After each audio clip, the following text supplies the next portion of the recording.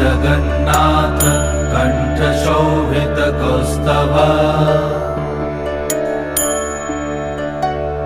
पद्मनाभ वेदगर्भ चन्द्रसूर्यविलकना जगन्नाथ लोकनाथ नीलाद्रीश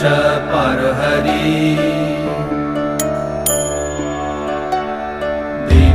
दीनबन्धुर्दया सिन्धु कृपालु जनरक्षका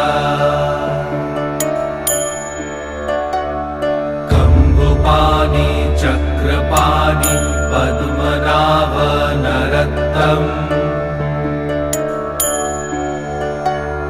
जगत्तं पालको व्यापी सर्वव्यापी सुरेश्वर